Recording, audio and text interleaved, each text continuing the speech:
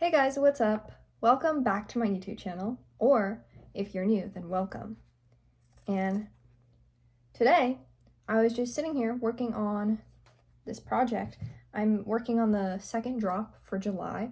I dropped 14 items a couple weeks ago, and it was so successful. I'm so grateful. I sold like 7 things, like in 2 days. It was amazing. Or not even in 2 days. Like I sold 7 things. Not immediately, but like the same day that I dropped it, and it was absolutely incredible. So I'm making another drop. I just got back from my trip. I went to Yellowstone with my family, and then we went back through Montana. It was pretty cool.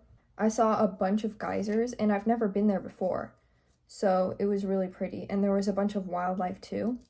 The second day that we were camping at Yellowstone, I kind of slept in a little bit, and then my dad like ran over to the tent, and he was like, Medina, wake up. Like, there's a bison outside. And I go outside my tent, and there's a bison, like, literally, 10 or 15 feet from my tent. Actually, I don't know how much 10 feet is. It was, 15, yards from my tent. And I didn't have my phone on me. It was in the car, so I ran and got my phone, and I started recording it, but it was already leaving. But it was really close to my tent. It was pretty cool. It wasn't like aggressive or anything. I made sure to keep my distance, but that was pretty cool. And then same day, same exact time, we look over, there's an elk just sitting and just chewing grass, like a little bit from our campsite, but like really close to our campsite still. And it just stayed there while we made breakfast and stuff. That was pretty cool too. And then we also saw a bear as well while driving one of those days. It was a black bear, and it looked really skinny. But maybe it's just like a different type of bear, because I have seen a black bear once when I went to Canada for a trip a couple years ago. I saw a black bear, and it was crossing the road. And here in Yellowstone, it wasn't crossing the road. It was just kind of walking on the side of the road. But it was pretty close. I got some really clear pictures of it. And then, of course, we saw way more bison too, and the geysers too. We saw the Riverside geyser explode. We were actually walking around that whole area, and we got to the Riverside geyser, and there was a bunch of people like sitting all around, and we didn't know what was going on. It was one of the geysers that exploded it was either 8 or 16 hours. I don't remember. It might have been 16. Correct me if I'm wrong. But there was a bunch of people sitting around it, and it said that it was going to explode in the span of 2 hours. But when we got there, it wasn't that span of 2 hours. It was going to be in an hour or two, but there was already people there. And so right as we got there, we were looking at the sign and stuff, and then I look over and it starts exploding. So we got there just in time. We didn't have to wait or anything.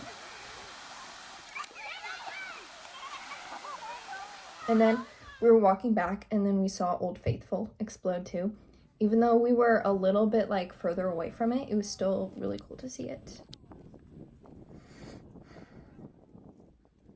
And then we went to Montana, and we slept in the cabin at the Lewis and Clark State Park, I think. Lewis and Clark Caverns State Park. Okay, I need to label this real quick, 1 second. We stayed at the Lewis and Clark State Park Caverns, and it was not busy at all. It was a pretty small campsite. And there was probably 10 people camping, not people, 10 families, 10 gatherments of people, groups. Oh my goodness, I don't know how I forgot that word. There were probably 10 groups of people camping there total. It was not busy at all, but it wasn't a weekend, so that might be why. It might get more busy on the weekends, who knows. I really like the scenery of Montana, and I thought that I would like to live there, but then on the way back we drove through Missoula, and it was pretty small town, compared to where I've lived before, where it's kind of in the suburbs, but you can drive and get to the city, and Missoula was not that, so it kind of felt claustrophobic, at least for me. So I kind of changed my mind. I wouldn't want to live there, I think. It would be really fun for travel though. I would love to travel there. Next time I want to go to Glacier too, because we didn't go by Glacier National Park, but that's on the to-do list. That's for the next trip. Now I'm just cutting out the dots. And after this, I've cut everything else out already. So after this, I'm gonna go over to the sewing machine and do a little bit of sewing. Oh, I also made a coffee as well. There's like a trend that's been going on TikTok that's like 5 things that are 100% worth your money. And I would like to chime in. I don't have 5 things, I have 1 thing, and that is the Breville espresso machine. I have the smaller one. I think it's called the Bambino, but it's been pretty fire.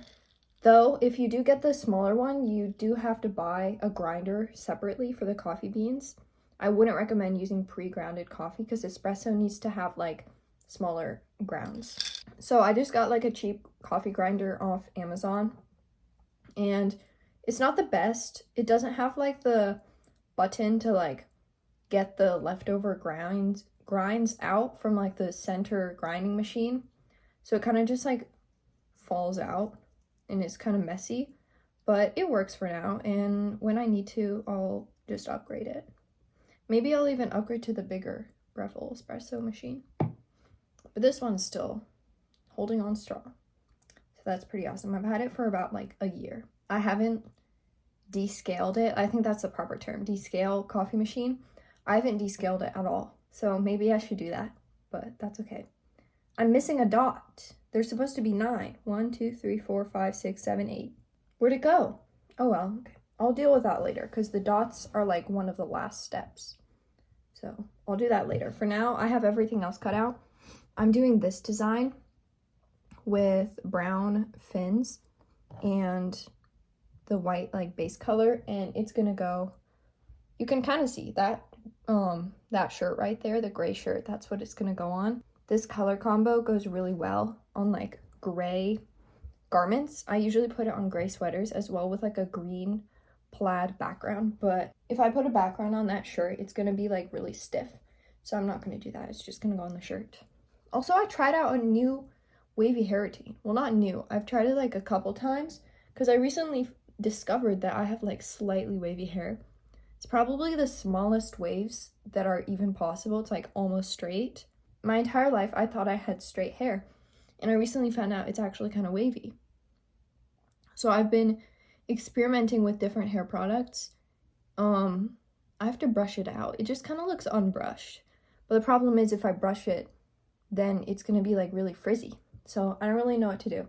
If you have wavy hair, like this kind of like texture, it's also fine hair. Like the hair strands are very fine and dense. So that's my hair type. So if you also have that hair type and you have it all figured out, please let me know because I really want to try like learning how to style my natural hair instead of just blow drying it with the like blow dry brush all the time, which I've been doing. And it looks good, but it's like, it's kind of damaging, and I do like how waves look, so I would like to embrace them. So yeah, I have these all cut out. I'm gonna go sew now. Bye!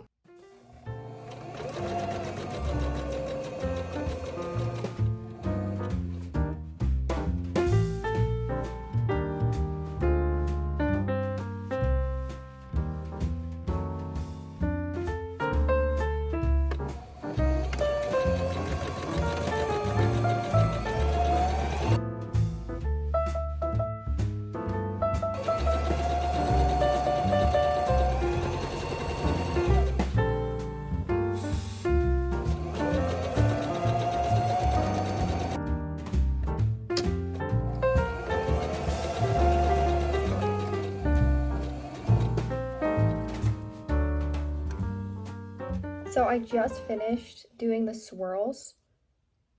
Sorry that the camera is shaking. This table is like, whoa. This table is very unstable. I finished the swirls on this fish right here. All I have left to do are the like detail stuff on the base color. I was checking out the back. It's been quite a struggle since I got this new free motion foot. I used to use, this is my old one.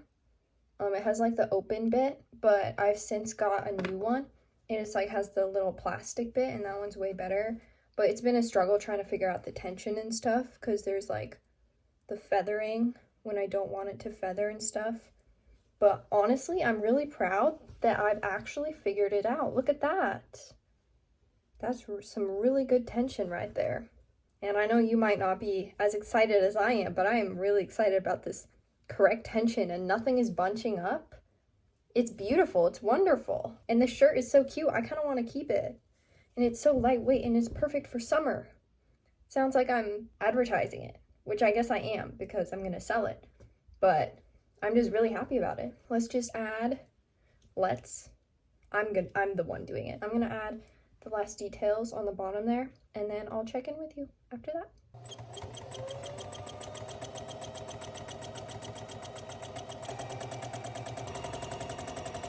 Hey guys, what's up?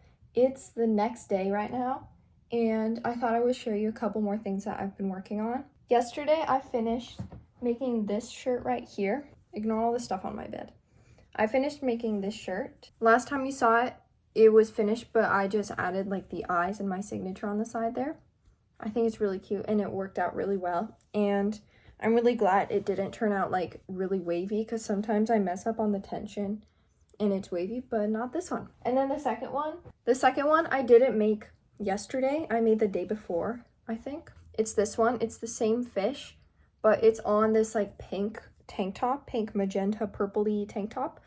And I think it matches pretty well. I still gotta add a tag onto both of them. And also another project that I've been working on, it's not one of those fish patterns, it's something new. It's like an experiment that I tried out. It's a hoodie. Are you ready? Oop, spoiler. I got this blue Ralph Lauren hoodie. And I was just gonna sell it on Depop because I like changed my mind. I don't think I'm actually gonna wear it. But then I decided why not just like put something on it. Here's the front. There's a star with my signature and then some little swirly bits. It continues down here. So here's the entire front of the hoodie. It's kind of like a line. It starts up here and then continues here. And then the thing on the back, are you ready? Gosh, there's so many loose threads. I'm kind of scared to wash it. I feel like the whole thing is going to fall apart, the whole pattern on the back, because I've never done this kind of like method before. It's kind of like a line, and this was unintentional, but the line continues, and it's a whale shark.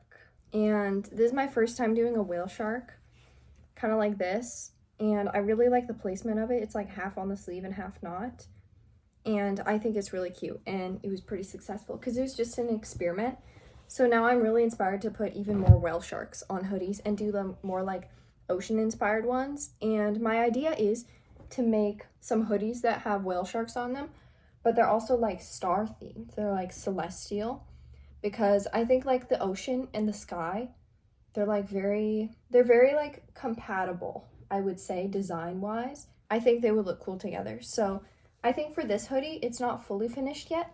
I think I'll add some more swirls or something, like the same white ones, just to make it match a little bit. And then maybe I'll add some more patchwork. Maybe the same kind of star that I put on the front. I'll add one down here. Or maybe I'll use the same method. Like this, I like put the fabric and then I sewed over it, my signature, and then I cut out the fabric around it. So when I wash it, it's gonna like fray on the edges. So maybe I'll use that same method to add like bubbles or something on the back. I think that would be pretty cool. I'm also baking bread right now. Yesterday, I went over to my friend's house and I baked bread at her house and it turned out really, really successful. It's kind of my new favorite activity to make bread. So I decided to make it again. And it's currently, I just do like the yeast method, not the instant yeast method, not the sourdough method. But I tried making sourdough like a little while ago and it did not go well. Maybe I'll pick it back up and I'll try making sourdough again in the future, but not right now. I don't think I'm quite there yet. I'll just start with normal bread, which I'm doing right now. I'll let you know how it turns out. It's in the process of rising right now. I don't know if it's called fermentation or not, if it's just regular bread, because there's nothing to ferment. I guess, I don't know. The recipe just says it's rising for 1 hour. So we'll see how that goes. My fingers have been like peeling recently. I don't know what's happening. Do you see that? And like on this side too, like around my nails. I don't know what's happening. It might be some kind of vitamin deficiency. I have no idea. honestly. I low-key am feeling an urge. I have like 40 minutes left until I need to knead the dough again and put it in the oven.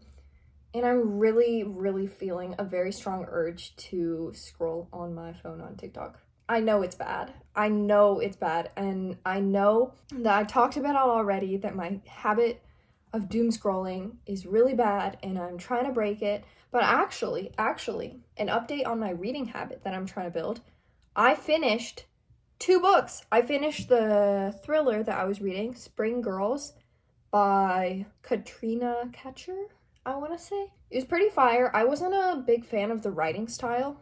It was very like on the nose. It was very like direct. Like the author tells you exactly what she wants you to think and what she wants you to know about everything. Like there's literally several lines in the book where she's like, the mood was blank. Like it's not really for me, I would say.